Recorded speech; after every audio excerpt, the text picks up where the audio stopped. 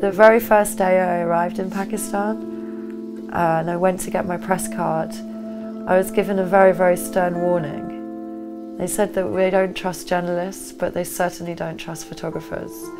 A journalist can be discredited, but it's much harder to discredit a photograph. I'm not a wire photographer, I'm not a news photographer. I try to do in-depth features. My ambition of Pakistan was really to try and get some of these untold stories. In many cases, I've kept their stories and I didn't want to tell them at the time because I feared for the people who I'd met. And now I think with the distance of time, it's a good opportunity to start to share the tales that people have risked their lives to tell me. As a woman, you're free to literally walk in the door of a house and to lift the purdah, the curtain that hangs at the door, and enter without knocking. And essentially, by being a woman, that gave me a passage into opening up different stories.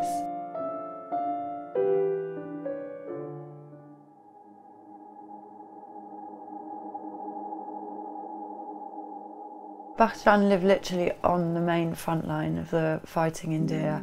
She'd lived on her own, she was a widow, and she was too old and too frail to actually escape with the exodus of civilians during the fighting. So she'd stay behind, but she had nowhere to go and no means of escape.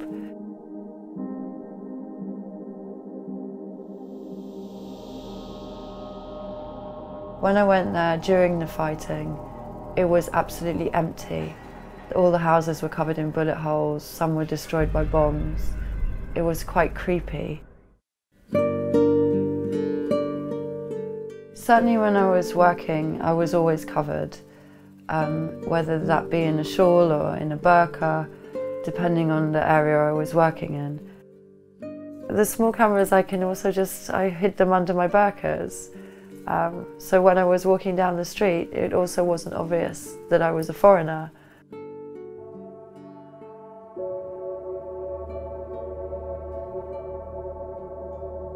There was a huge old warehouse that was abandoned, and queues and queues of thousands of people were waiting there to try and get food aid.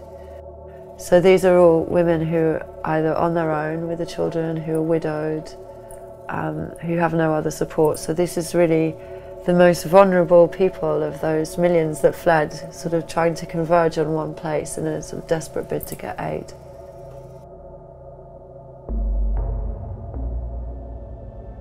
We travelled to a very, very remote region up near the Afghan border. We had to walk across mountains and walk through rivers. And finally we found the house and met with a 92-year-old lady there.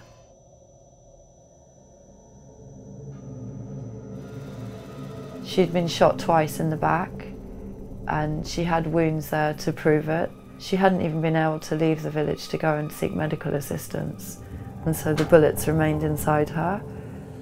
She finally managed to leave with a wedding party one day and was promptly arrested by the military.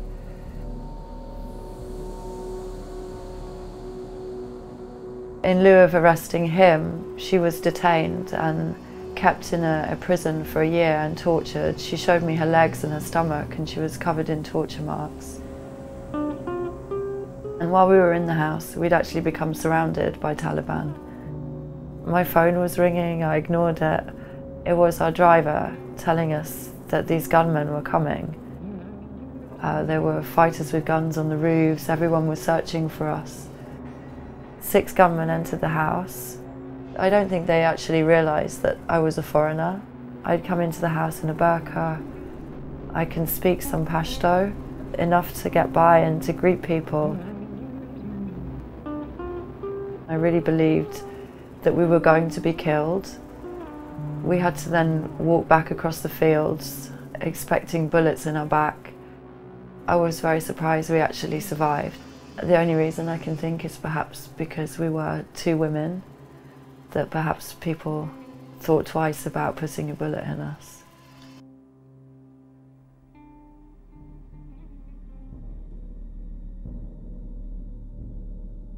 There was an old-looking man wearing a black turban.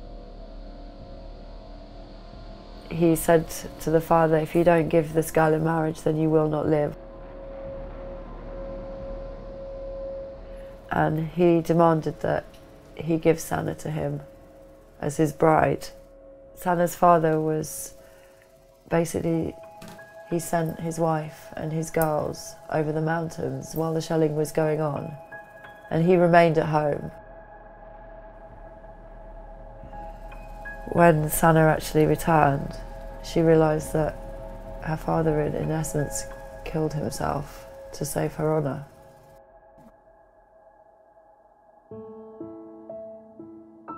There was so many women just completely grief-stricken that I'd met.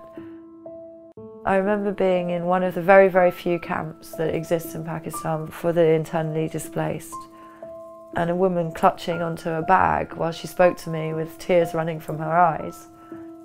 It was her daughter's clothes that she was wearing as when she was killed, when they were trying to escape from the war.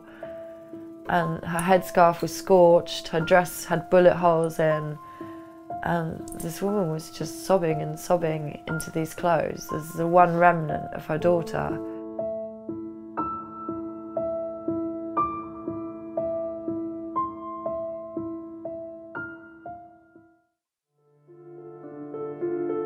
I had to leave Pakistan because I was told I was no longer welcome to stay.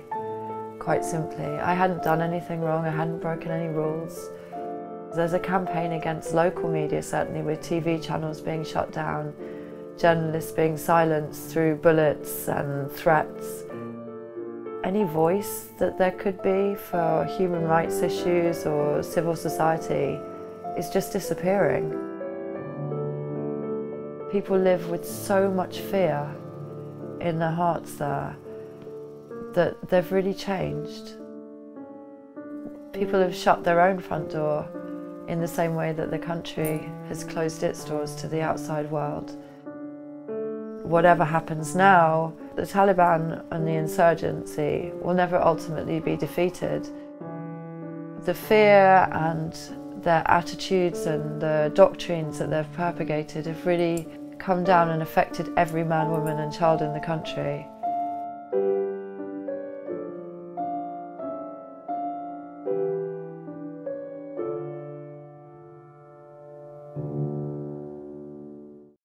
The opium harvest in Afghanistan this year is larger than it's ever been and now provides 90%.